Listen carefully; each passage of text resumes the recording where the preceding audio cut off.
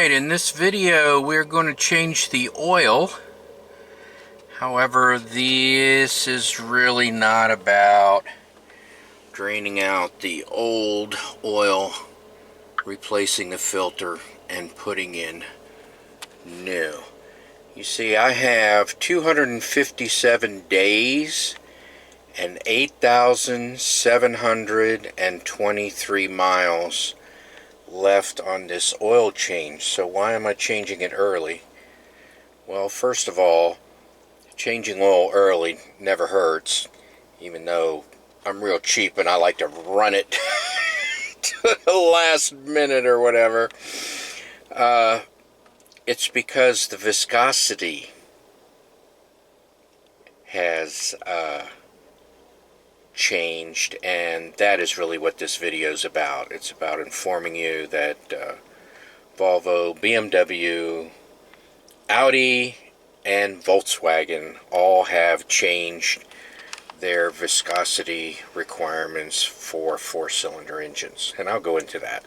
Okay, we're going to reset the service reminder. So we go to service, and we see that we have 257 days, 8,723 miles. So we are going to need the key, the ignition switch, the decelerate button on the cruise control, the instrument cluster, and then in the dark down there, let's see if I can light it up real quick. There we go. The brake pedal. So the procedure is going to be like this. First, we will activate the vehicle. It will boot up, and you will see that the fuel is indicated. Here, let me put that on the video here. There we go. I activated the car, and now I am going to press and hold the decelerate button. And back down here in the dark again, I'm going to put my foot on the brake because we're going to start the vehicle.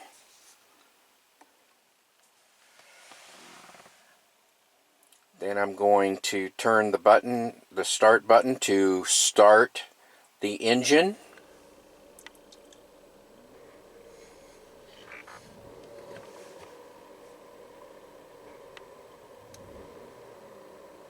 Now when the information light flashes, it says maintenance reminder reset when we let go of the decelerate button.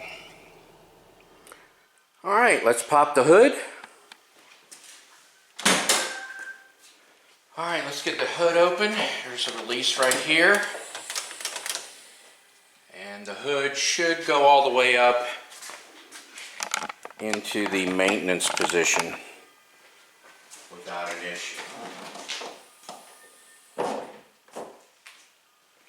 Alright, the only reason we need the hood up is to fill it up with fresh oil. Everything else is done under the car. Alright, step number 1, remove 10 screws. You're going to need your T25. There are 10 screws that secure the air dam to the bottom of the vehicle. However, it will not fall on your face when you take the 10 screws out. There is a clip on the front and the back so that when the screws come out, the clips actually hold the air dam up onto the vehicle, and you'll have to remove it by disengaging these clips, which is pretty easy. Alright, there are 10 screws. There's 5 across the front, 2 on the side, and 3 in the back. And then you have 2 clips. This one goes left to right, and the one on the back goes fore and aft. And you can just get your hand behind it.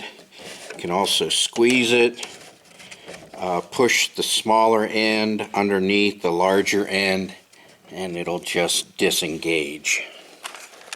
Alright, the 3 front screws are very obvious near the center line.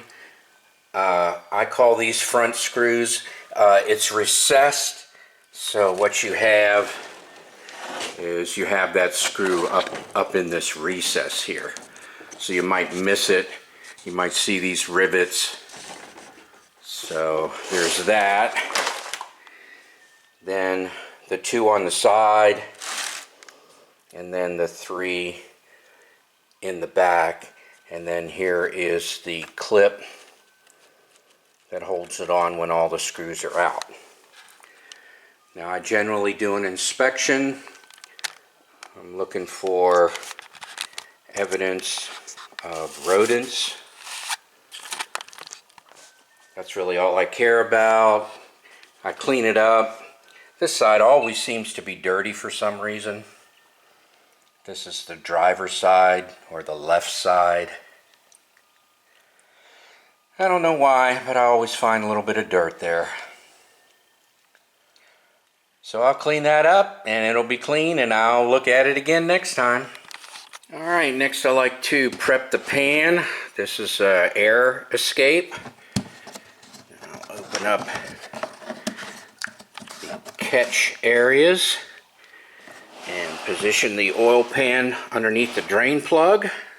I always start draining the oil pan first for some reason, instead of the oil filter. I do that after the oil is running out. This vehicle requires a 17 millimeter. For some reason I've always used a combination wrench, and I've always used a 12-point closed end on the combination wrench.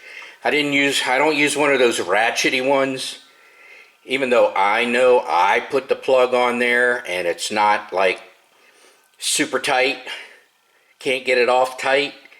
I still use the closed end of a combination wrench. I mean, that's just what I do. You can also use sockets, whatever you're comfortable with. Okay, let me help you visualize removing the drain plug. I know it seems silly, but if you are underneath the car, you're going to be looking at your drain plug like this. If you put your wrench on the right, since most people are right-handed, you're going to want to go up. So what I recommend is you go on the left side. You can still use your right hand. This is a demo. But you're pulling down, so that helps you. I mean, even if you did the last oil change and you didn't put the plug on using superhuman strength, it's still going to be on there pretty tight. Because if you used a new washer and you crush the washer, you know, you've got that torque on there. So it's best to put the wrench over to the left and go down. Because don't forget, if you're under the car, most people, you know, don't have a professional lift. You're underneath the car and you want maximum momentum. Your momentum arm, you want it to be at maximum. Just put it on the left and come down. That's what I recommend. Alright, again, and we're underneath the car. We're going to hold the wrench over to the left hand side. In this case we're looking back, so it's going to be on the right. So we'll have our wrench in most cases on the driver's side. You know, some places the driver's side is on the right, but anyway, you understand what I'm saying. So you put the wrench over here and then come down. That's your best leverage. Alright, I like to put my finger on here to make sure it's on the drain plug bolt nice and flush, and off it came.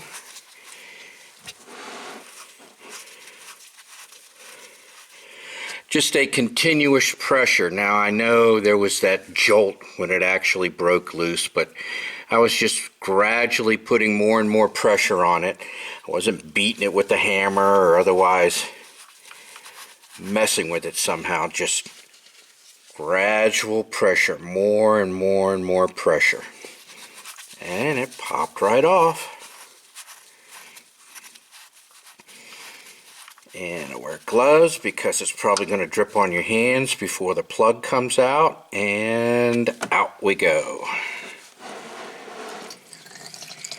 Now for me, here's something rare. I rarely do this, but I did already ahead of time plan on replacing the drain plug. However, just want to make it clear that at least one thing you should do if your plug's in good shape is replace the crushable washer. Now what I do is when I purchase my oil filters, I usually purchase 2 or 3 at a time, and I will stage the oil drain plug washer in the filter with the O-rings that need to be replaced so that I have it all together and I don't have to hunt it down.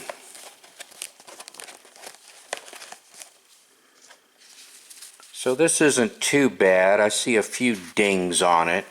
Don't forget, this was a used car, it was a rental car, and crap, I could have done that. Who knows? So anyway, I did want a new drain plug. I'll keep this one as a spare. Alright, with the oil draining, I mean, after a few seconds, the vast majority is gone. But with the oil draining, next you want to drain the oil filter. Now, when I first purchased this vehicle, I really made a mess of this oil change business. I didn't like this drain plug. I thought it drained too slow. I didn't understand what was going on, etc., etc., etc. But what is going on is the cap. The cap doesn't go all the way up. So what you're actually doing is you're bringing the level in the filter area down below the cap, so when you do remove the cap, it doesn't spill and go all over the place. So I've since come around to, you know, putting in my 6mm Allen, and typically I use an Allen wrench. Here I'm showing you a ratchet, socket ratchet. So, and when you're looking up at it, it's going to be counterclockwise, you know, this way.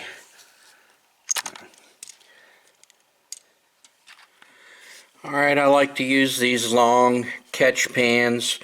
That way I can pull the catch pan so that after the initial gush has stopped, now it's just dripping. I can maneuver it so that the catch pan is underneath the oil filter, and I can just maneuver everything into position. And then again, I talked about the drain plug here. Didn't like it at first, now I like it. So we'll pull this guy out. I didn't pull the oil fill cap out, so I'm going to do that once I get a flow going out of the oil filter cap here. So again, I'll unscrew it all the way and then move it out of position. Now I have the cover off. Normally I don't take that off, but you know, I'm doing other inspections and whatnot. Anyway, even though the drain plug is providing plenty of air to get into the crankcase, I like to pull the cap off. Going to need it off anyway. And again, you're not 10-minute oil change, go for the world record, you know, just let the oil drip out. I mean, I don't go for every single drop coming out of the engine. I don't want every single drop coming out of the engine. I want lubrication in there when I start it up. Alright, new washer, drain plug. We'll put that back in and snug it up. I usually just get it hand tight. I've never had one fall out. So, you know, just get it good and tight. No He-Man of the universe over torquing needed. Alright. I don't know why it seems like you always want to be left-handed to do this stuff, but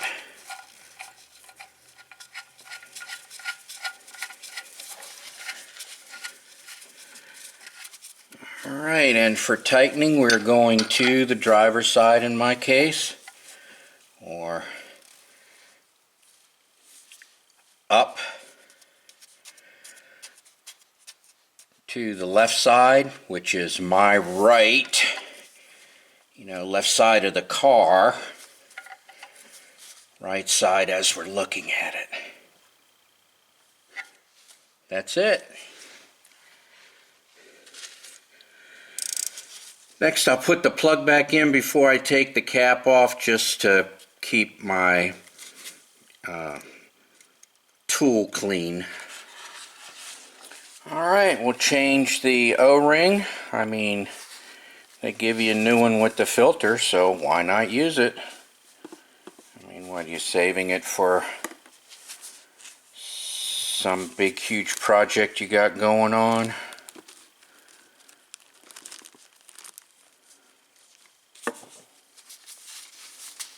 Old one off, new one on. Alright, be sure and put it on correctly.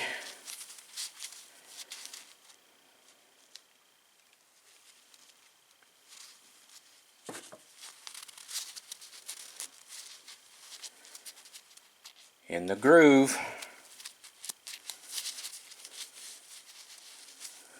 Alright, I'll go plug this back in.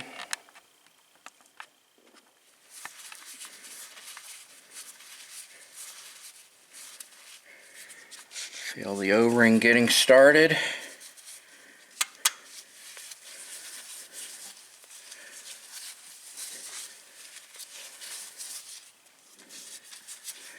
And again, I've never had one of these fall out, so I just get it snug. Alright, my oil filter wrench is 86 millimeter. So that's the one I use. It actually measures 86 and a half. So we'll just hopefully not make a mess. Once the O-ring clears, you can tell when the O-ring clears because it becomes extremely easy to unscrew. And I'll let you see how much mess comes out of there. Oh my, hardly none at all. Yeah, like I said, I used to dislike that little drain plug. Now I like it. Alright, I also dump out the oil because you want to remember that really what's going on is, let's see if I can get in front of the camera here, all the oil on the inside technically is still there. All the oil on the outside of the filter is what drained out of the drain hole here. So, have a little bit of dripping going on here. I'll clean up.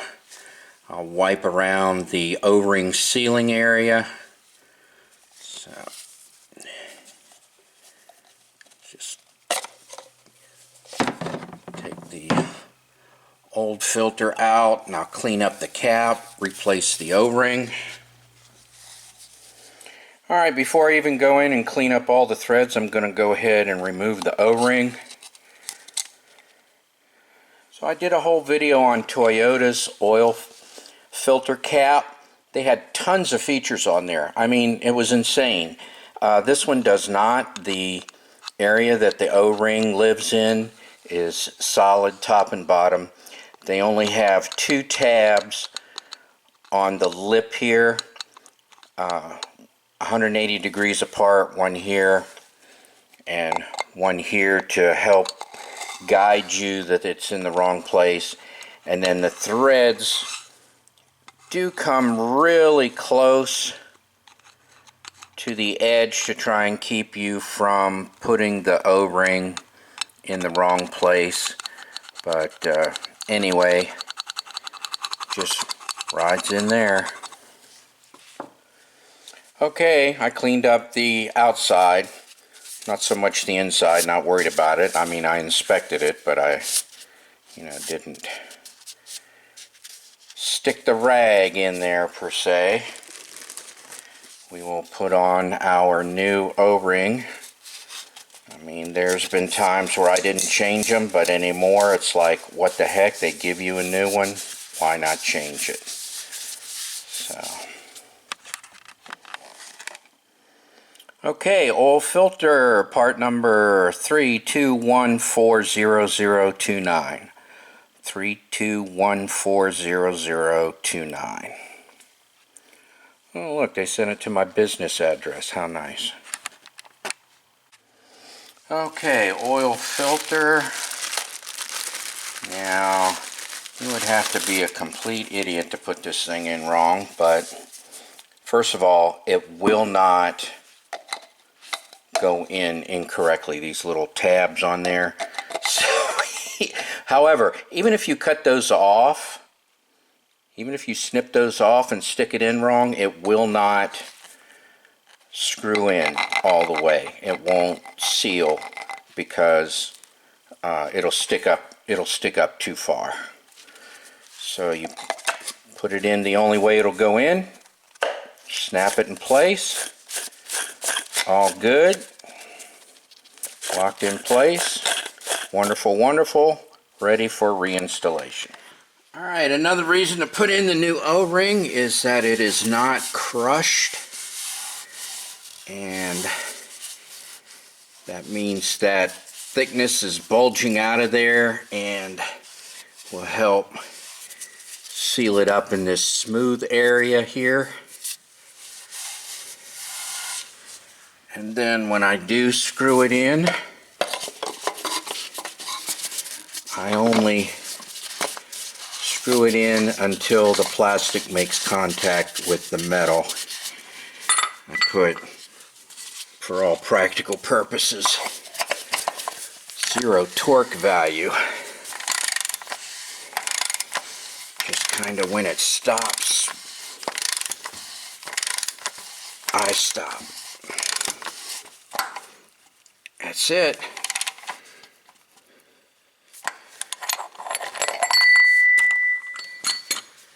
Alright, we'll transition over to the clean side, so we'll get the oily gloves off. And I wear cotton gloves because the industry I worked in, that's what we did.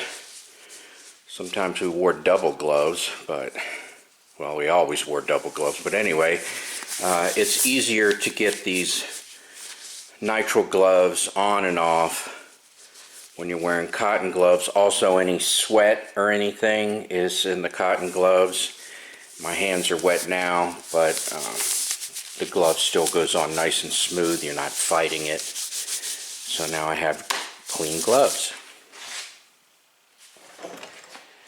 Alright, the air dam is ready to go on. I cleaned it up again.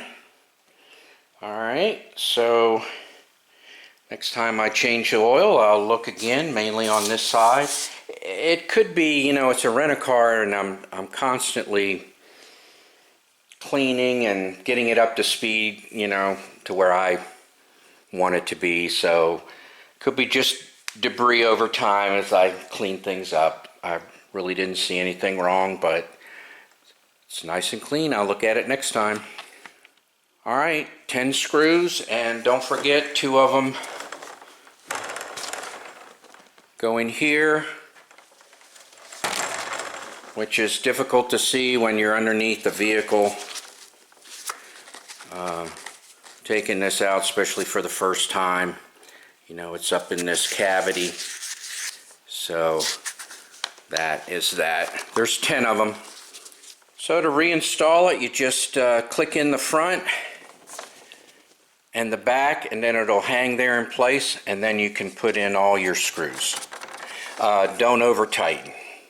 Just get them tight as going into a rubber like grommet, and so you just need to just get it snug. No more than 4, at least for me, on my Milwaukee driver. Alright, T25 for these guys. And if you want to replace them, the plastic pieces that go in the car along with the screws, see how these screws look brand new? You can get them on Amazon. Alright, with the air dam on, I'm just reconfirming 4 is a good setting for me. Alright, I live in the middle of nowhere, and there are just an insane number of places to take the oil, so that's just a no, never mind. I mean, there is no reason not to dispose of it properly.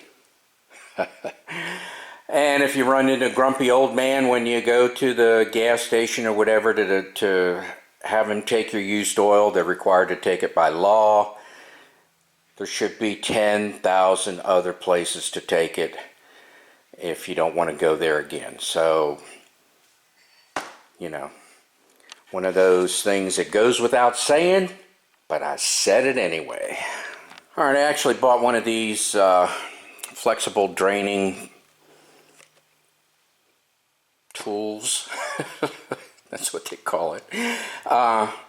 I like it. I like it very much, but as you can see, I use the oil filter drain to remove the oil, and I really didn't have a mess. Okay, got the 0W20. Gonna put it in there, except this says Castrol EDGE Professional, and it needs to meet RBS, that's a 0, RBS 0 2AE, and SAC 020 is recommended. Now I think this is a mistake. They're saying 0 Winter 30. I think that's a printing error, but oh well, let me pour it in. Alright, I'll pour in the oil, and typically what I do is I'll then start it up. I will move the car off the ramps, look for leaks,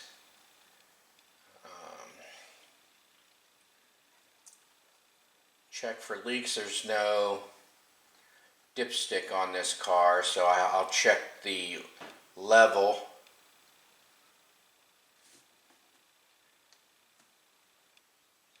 On the printout.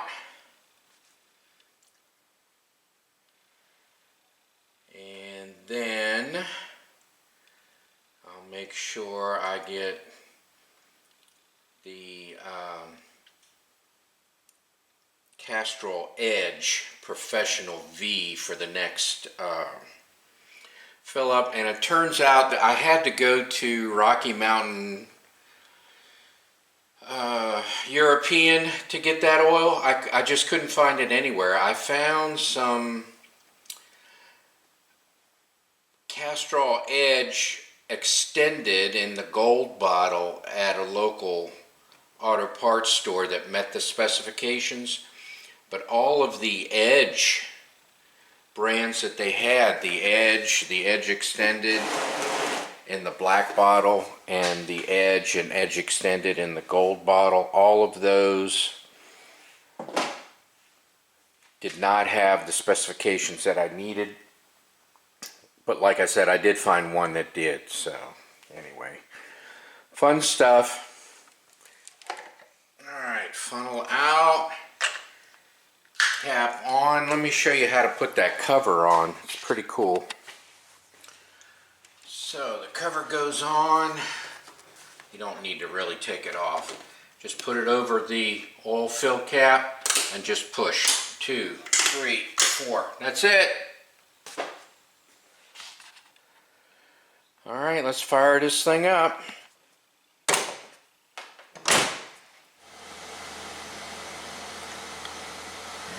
Let me get it off the ramps.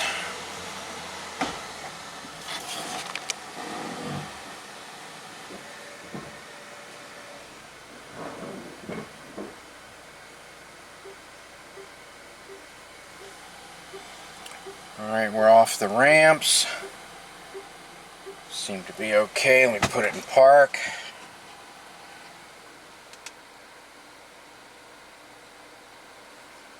Go car status.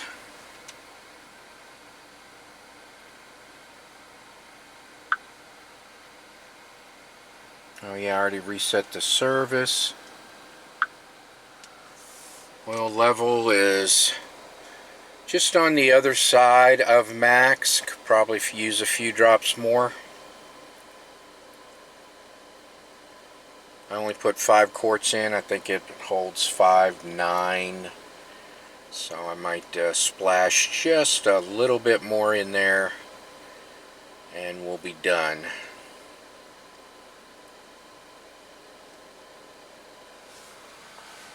So, that's my video. Thank you for watching.